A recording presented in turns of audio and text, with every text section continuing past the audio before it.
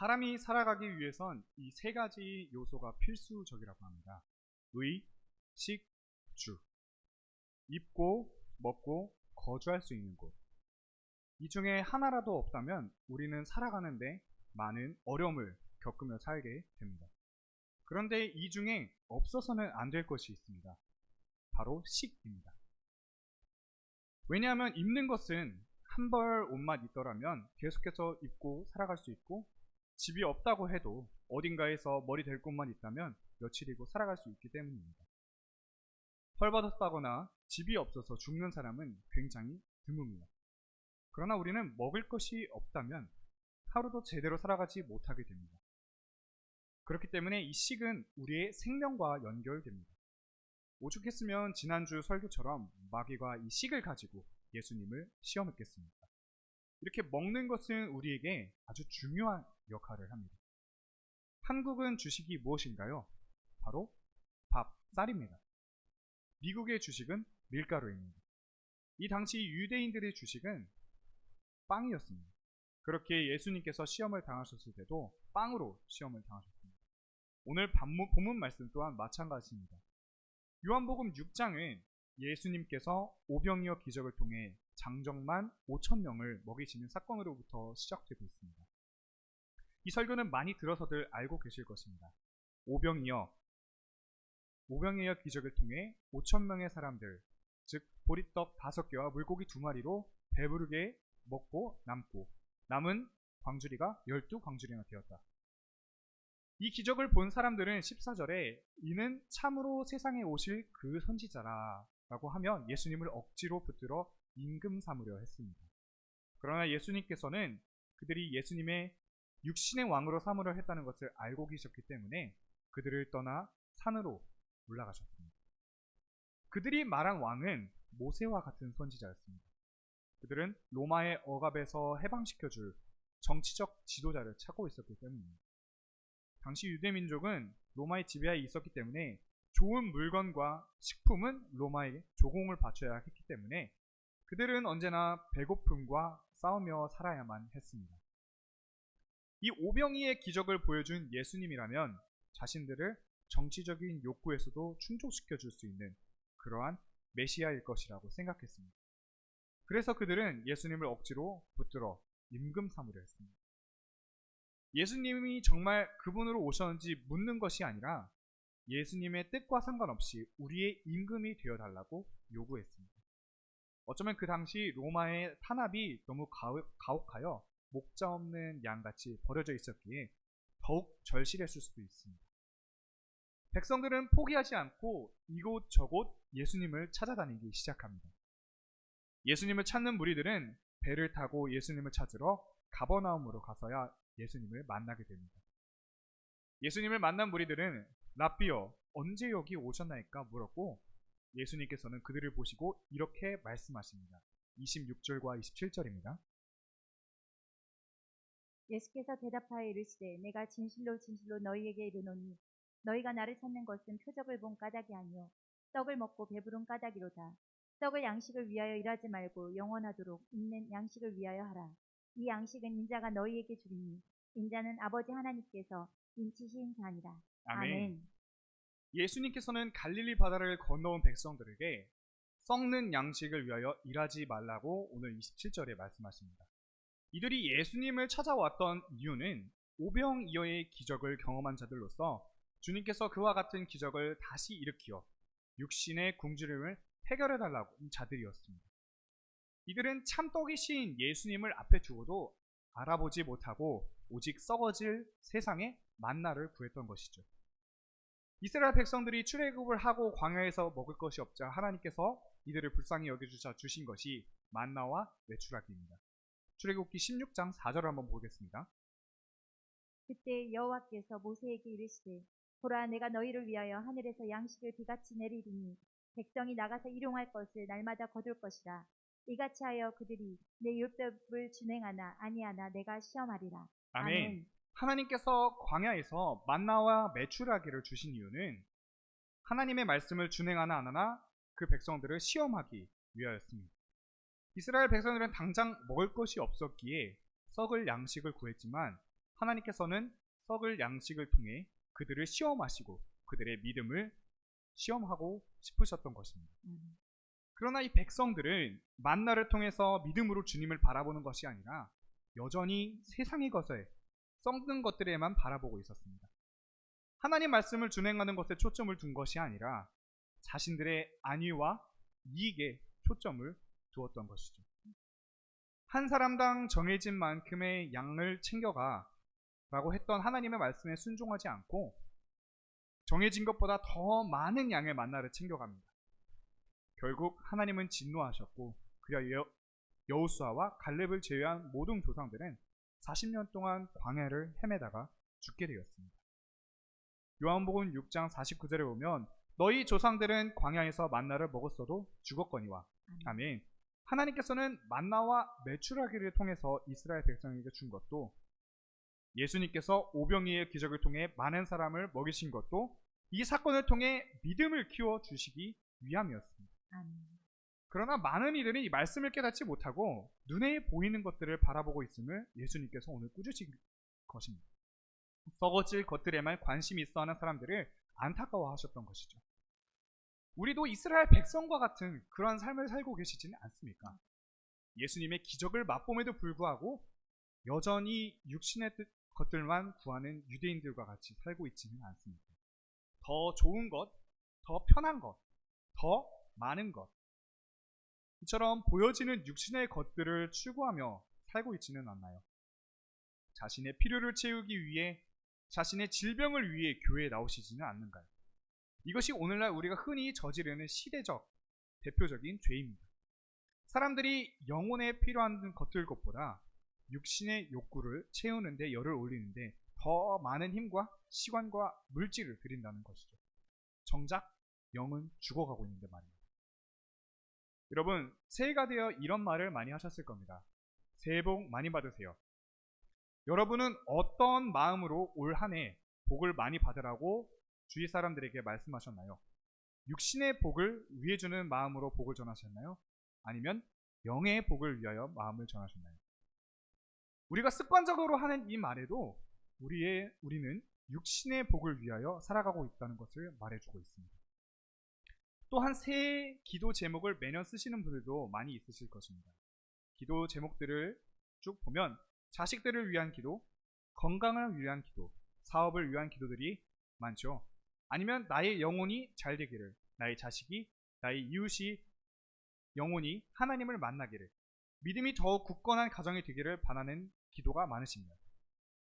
썩어질 것들을 위한 육신의 기도가 자연스럽게 들어가 있는 것을 우리는 확인해 볼 수 있습니다. 복이 필요하고 육신을 위한 기도 제목 필요합니다. 하나님께서 이스라엘 백성들에게 만나와 메추라기를 주셨던 것처럼 예수님께서 오병이어를 통해 많은 이들에게 떡과 물고기를 주셨던 것처럼 육신에 썩어질 것을 주시지 않는 분은 아니십니다. 그러나 하나님께서는 정말 우리에게 원하신 것은 이 썩어질 것을 통해 진짜 하나님의 뜻을 알기를 원하셨던 것입니다. 아멘. 그렇다면 하나님의 관심사는 무엇일까요? 하나님께서는 썩는 양식이 아닌 생명의 양식에 관심을 두셨습니다. 그리고 오늘 본문 말씀을 통해 생명의 양식, 생명의 떡이 예수 그리스도이심을 밝히십니다. 말씀, 영생에 이르게 하는 양식 27절입니다. 하나님의 일 28절, 그리고 하나님의 보내신 자를 믿는 것 29절은 다 같은 뜻으로 예수 그리스도를 믿는 것이 생명의 양식을 취하는 것임을 백성들에게 알려주고자 했던 말씀입니다. 그러나 이러한 가르침을 이해하지 못한 무리들은 우리가 보고 당신을 믿도록 행하시는 표적이 무엇이니까, 하시는 일이 무엇이니까 기록된 바 하늘에서 그들에게 떡을 주어 먹게 하였다 함과 같이 우리 조상들은 광야에서 만나를 먹었나이다 라고 하며 다시 표적을 보여달라고 합니다. 이러한 질문에 대하여 예수님께서는 그들이 믿고 있는 이스라엘 백성이 광야에서 먹은 만나를 가지고 그들의 오해를 풀어주십니다. 그들이 오해했던 첫 번째는 바로 만나를 주신 분은 모세가 아니라 하나님께서 주심을 밝히십니다.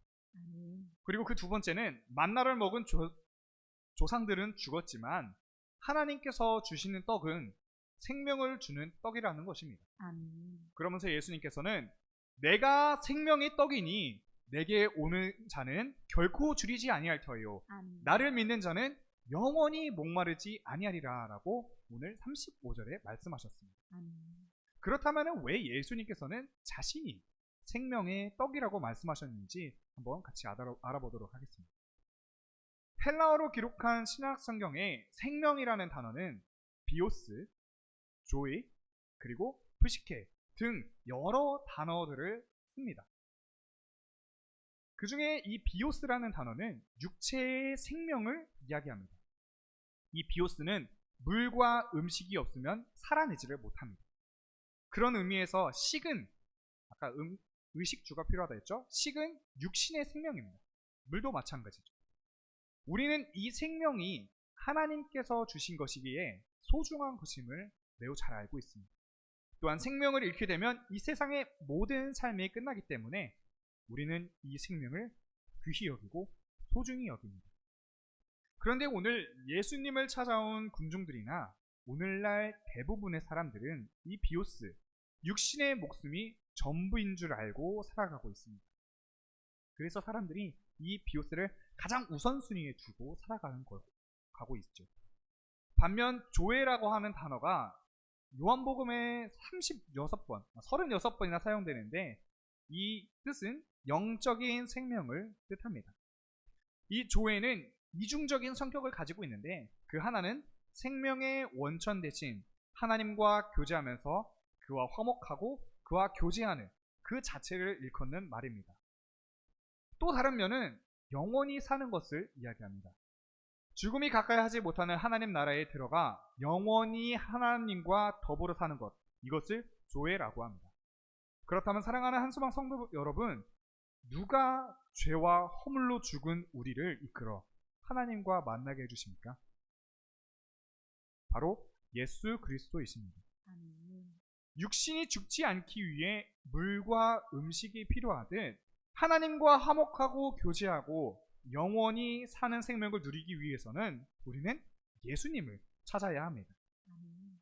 오직 예수님만이 우리의 잃어버린 영적 생명을 다시 살릴 수 있으십니다. 아멘. 그래서 예수님께서는 자신을 생명의 떡이라고 말씀하신 것입니다.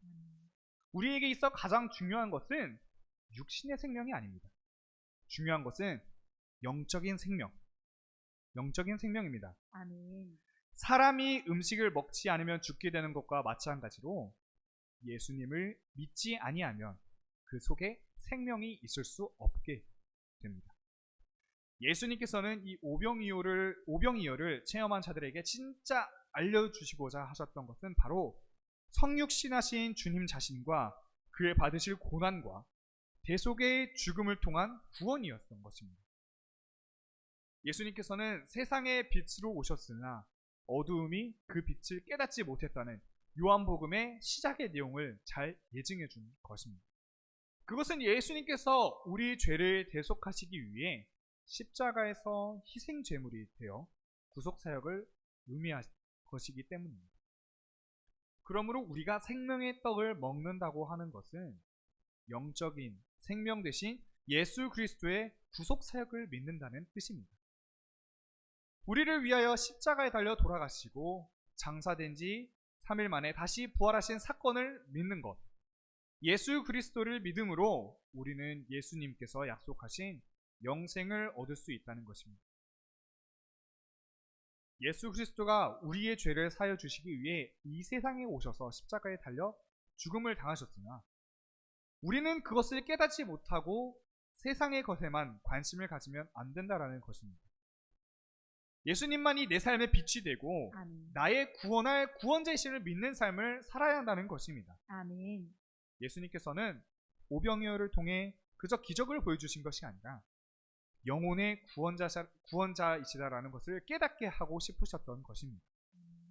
우리도 마찬가지입니다. 하나님께서는 성령의 인도하심과 말씀을 통해 우리의 죄를 인식하게 하고 깨닫게 하심에도 불구하고 세상에 썩어질 것들을 구하느라 진짜 하나님의 뜻을 깨닫지 못하는 일이 없어야 합니다. 말씀을 통해 깨달아지는 자기의 죄를 받아들이지 않는 우리의 교만한 태도를 반성해야 합니다. 유대인들은 예수님께서 보여주신 표적을 보고도 깨닫지 못했지만 오늘날 우리도 하나님의 말씀을 읽고 듣고 있음에도 불구하고 깨닫지 못하는 우를 범할지 모르기 때문에 우리는 겸손한 자세로 말씀을 깨닫게 해달라고 간구하며 기도해야 하는 것입니다. 아멘. 우리는 기도를 통해서 내가 육신의 만나를 원하는지 아니면 생명의 떡이신 예수님을 원하는지 확인해 보시고 육신을 위한 기도보다는 나의 영을 위해 이웃의 영을 위해 더 구하시는 한소망 성도님들 되시길 주님의 이름으로 축복합니다. 아멘. 오늘 본문 말씀을 자세히 읽어보신 분은 이러한 생각이 드실 것입니다. 이 말씀이 굉장히 익숙한데? 그렇습니다. 예수님께서 수가성을 지나실 때 만난 사마리아 여인에게 하셨던 말씀, 요한복음 4장 13절에서 15절 말씀을 오늘 본문과 같이 대조하면서 보겠습니다. 먼저 요한복음 4장 13절에서 15절입니다. 예수께서 대답하여 이르시되 이 물을 마시는 자마다 다시 목마르려니와 내가 주는 물을 마시는 자는 영원히 목마르지 아니하리니 내가 주는 물은 그 속에서 영생하도록 솟아나는 샘물이 되리라. 여자가 이르되 주여 그런 물을 내게 주사 목마르지도 않고 또 여기 물 기르러 오지도 않게 하옵소서. 아멘. 다음 요한복음 6장 33절에서 35절입니다. 하나님의 떡은 하늘에서 내려 세상에 생명을 주는 것이니라. 그들이 이르되 주여 이 떡을 항상 우리에게 주소서. 예수께서 이르시되 나는 생명의 떡이니 내게 오는 자는 결코 줄이지 아니할 터이요 나를 믿는 자는 영원히 목마르지 아니하리라. 아멘. 아멘. 예수님께서는 자신이 그 목마르지 아니하게 할 무리심을 여인에게 말씀하셨고 결코 줄이지도 아니라고 말씀하셨습니다. 아멘. 즉 예수 그리스도를 믿으면 영원한 생명을 얻게 될 것이라고 말씀하십니다. 아멘. 하나님께서는 출애굽한 이스라엘 백성들에게 만나를 주신 것 같이 우리에게도 생명의 떡을 주셨습니다. 아멘. 구약에선 하나님께서 택한 백성, 이스라엘 백성에게만 주신 반면 신약에서는 평등하게 모든 사람들에게 주어졌습니다. 아멘. 예수님께서는 이렇게 말씀하셨습니다. 내게 오는 자는 결코 줄이지 아니할 터요 나를 믿는 자는 영원히 목마르지 아니하리라. 아멘. 영생하는 양식인 예수 그리스도를 만날 수 있는 유일한 길은 믿음뿐입니다. 아멘. 믿음이 없이는 생명의 떡을 깨닫지 못할 뿐더러 얻을 수조차 없습니다. 사랑하는 한소망 성도 여러분, 생명의 떡이신 예수님을 취하는 저와 여러분 되길 바랍니다. 아멘. 그러기 위해 우리는 날마다 점검을 해야 합니다. 생명의 떡을 매일 먹고 있는가? 아니면 세상에 굶주리고 목마르고 있는가? 나는 썩는 양식을 위해 살고 있는가? 아니면 생명의 양식을 위해 살고 있는가? 혹 썩는 양식을 위해 살아간다면 이제는 너무 무뎌져 목마르고 굶주린데 그것조차 느끼지 못하고 살아가고 있지는 않는가? 예수님께서는 99마리의 양을 두시고 단 한 마리의 양을 잃어버리지 않기 위해 찾으러 오시는 분이십니다. 우리가 그 한 마리의 양이 되면 안 되지 않겠습니까? 그러니 참 떡이신 예수님을 매일 묵상하고 하나님의 뜻을 구하는 저와 여러분이 되어야만 합니다. 아멘. 하나님 아버지의 뜻은 사람들이 예수 그리스도를 믿어 온 세상 사람들이 영생을 얻게 하는 것입니다. 아멘. 예수님은 자신이 생명의 떡으로 하나님 아버지의 뜻을 이루기 위해 이 땅에 오신 것이죠. 아멘. 예수님께서는 어떠한 환경에서도 영혼 구원을 목적으로 아버지의 뜻을 이루셨습니다. 십자가에 못 박혀 죽음 당하는 그 고통도 마다하지 않으시고 아버지의 뜻을 감당해 내셨습니다. 아멘. 우리도 예수님처럼 아버지의 뜻을 같이 감당해내야 되지 않겠습니까? 먹고 마셔도 허기지고 목마르는 세상의 것으로 나를 채우는 것이 아니라 참 떡이신 예수 그리스도를 먹고 마시며 묵상함으로 영생을 얻는 저와 여러분 될 수 있기를 주님의 이름으로 축복합니다. 아멘. 기도하시겠습니다.